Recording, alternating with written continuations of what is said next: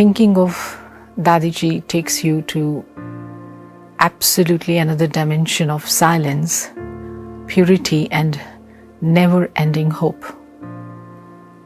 Such was she. Reverence and admiration which I experience for her are not just emotion, but well-founded in reason. In observing her for more than 40 years of my life in the Brahma Kumaris. And today I am so happy to sit back and recall those days of learning from her, serving with her, and many a time just watching from a distance, experiencing pleasure through seeing an aura of happiness emanating from her all the time. One needs to remember their spiritual forebearers and acknowledge the debt one owes to them, because those ancestors have left their footprints to make our shared path easy. And when you think of Dadiji as a woman and a spiritual leader, the head of an international institution, one word describes her perfectly well, and that word is love. She lived in such a close union with God that this love kept flowing from her. It was just a natural reflection of her healthy mind and healthy heart. Dadiji had both deep faith in herself. She loved God. She knew that she's a special child of God. So she had faith in herself. And at the same time, unlimited love for everyone in general and all the godly students in particular. Her daily reading of Murlis in the class was not just like a sermon by a teacher or guru, rather it was a subtle act of giving and taking. And that made everyone run for the morning classes. Yes, running and running, years after year. Why? Everyone would try to sit as close to the stage as possible. Why? Because it was not just listening, but it was absorbing something very sacred, and they were aware that such a meeting would give them a lot and would also remove certain things which were a hindrance in their spiritual life.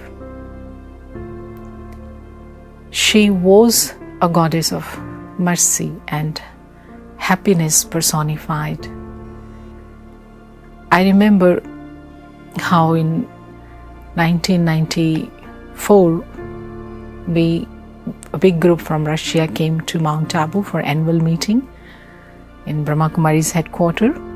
A beautiful cultural performance by Divine Light group was presented on this occasion of Deepavali. And after this meeting finished, she encouraged the whole group with her beautiful words of blessings. And then she took my hand, and I was just escorting her to her car when a brother came who was responsible for the stage activity. He asked, Dadiji, what is to be done with these big silver figures of deities, a Deepavali gift from some of our center? And Dadiji immediately looked at me and replied, give them to Santosh. She will take them to Russia for Baba's museum. This is how she was. On the one hand, so responsible, mature, discreet, and on the other hand, so prompt and spontaneous, just like a child.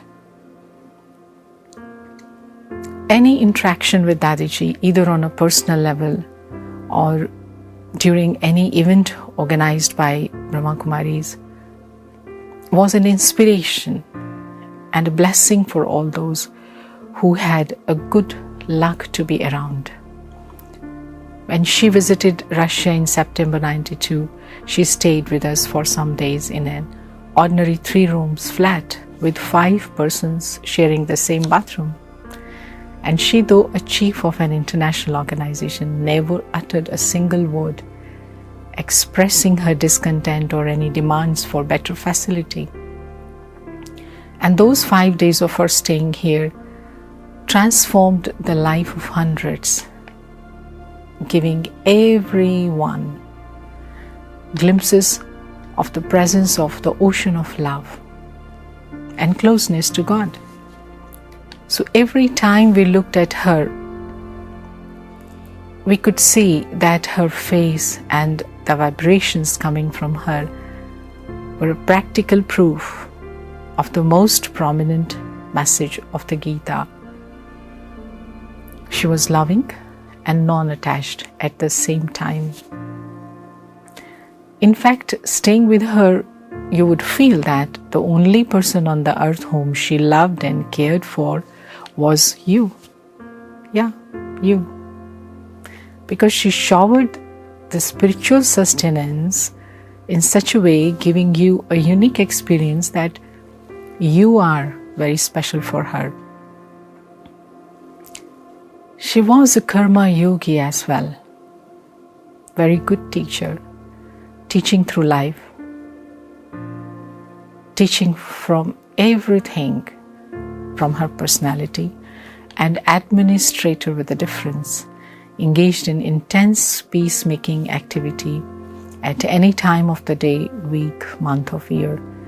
She made everyone understand that in order to carry out an active peace work, to reconcile individuals, communities or countries, well, we have to have peace in our own mind in the first place. If we pursue peace with anger and animosity, as it has been happening for the last 2000 years and more, nothing can come of that but a conflict. This was her belief. And many times I was witness to Dadi's uttering just a few words coming from her deep inner realization that we are the children of one Father, and 5 fingers are like 5 continents. 5 fingers of God are like 5 continents, and we are one family, very protected in His hand. And how instantly those words gave people the taste, the moment of peace that was coming from her heart, the spiritual giant. And through these realizations, something new was being unfolded in the service of mankind. Dadiji certainly was a great spiritual leader by divine right. She pulled crowds through her presence. By her side, no one was in any hurry to leave and go elsewhere or become engaged in anything else. Everyone just wanted to stay there with Dadiji.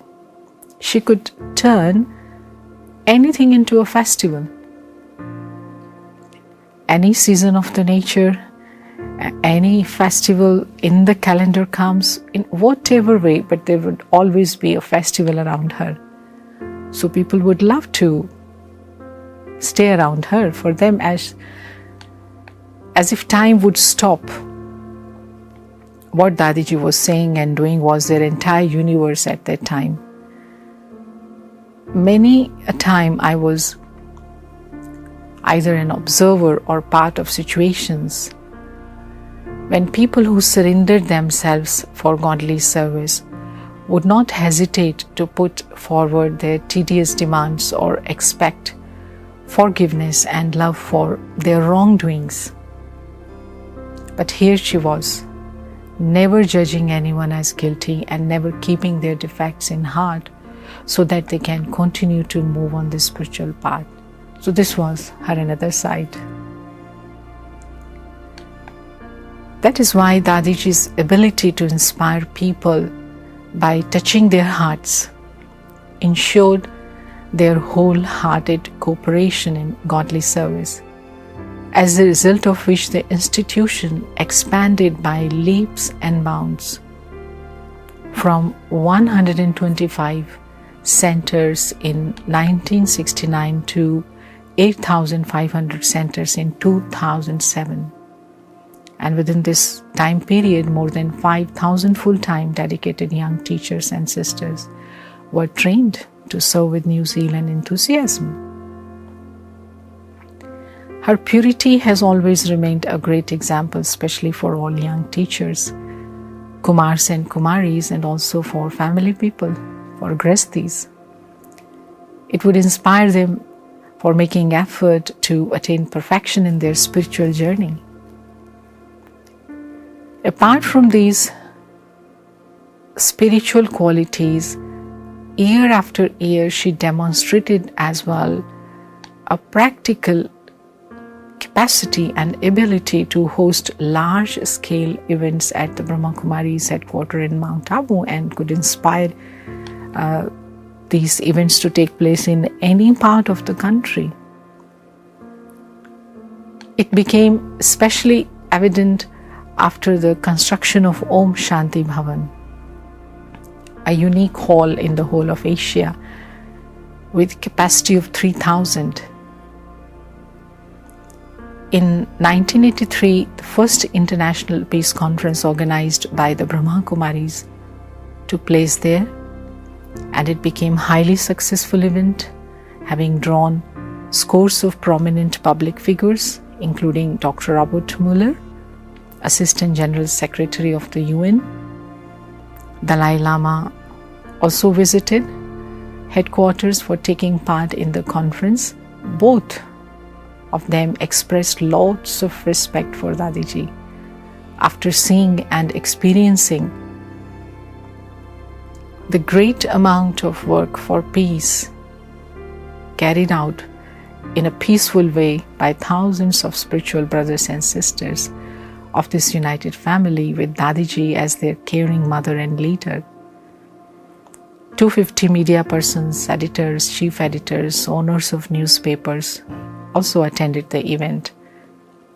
I remember a journalist asked Dadiji during question and answer session, "Dadi, what kind of a magic wand you have used to attract so many prominent figures?" And Dadiji's reply was, it was their father's home, and that all of them had arrived on his invitation, and I'm just an instrument. Mrs. Shelley also came to Mount Abu for the second international conference. She knew that Dadi Prakashmani was the chief of large international organization, and she too, being a very good leader, thought it would certainly be difficult to meet her, to meet Dadiji in person, but Dadiji, an epitome of humbleness, she would meet all the guests every day with open arms, asking, "Oh, is it everything okay? Are they comfortable? Do they want to eat something special?"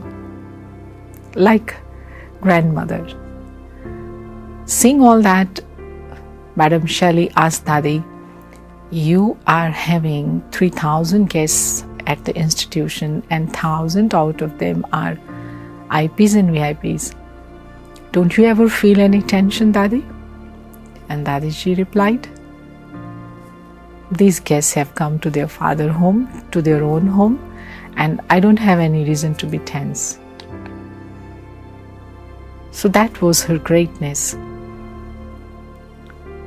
And in 1988, the Global Cooperation for a Better World project was launched. It continued for 2 years, then spreading to 122 countries. And then in 2000, during the International Year for Culture of Peace, the Manifesto of 2000, a unique document created by a group of Nobel Prize laureates, was promoted, and more than 30 million people in India filled in the form to express their adherence to the principles of peace stated in the manifesto. And how all that happened, we saw from our eyes that every day she would stand and ask, Did you request everyone, your neighbors, your relatives, your friend, to spend some time in peace and to see this form and to fill in the form? Did you inspire them to become a better person? Every day. So that was a remarkable achievement accomplished by the volunteers of the Brahma Kumaris under Dadi's loving but determined relationship with everyone. And although physically she is not around us anymore, but she stays with us even today through thousands of her deeds and through people whom she enabled to become strong spiritually and stand firmly on their feet. Even today, when our society is changing so rapidly, facing new challenges, Dadiji remains and will always remain a relevant example for all the spiritual students and Raj Yoga teachers. Hats off to you, Dadiji.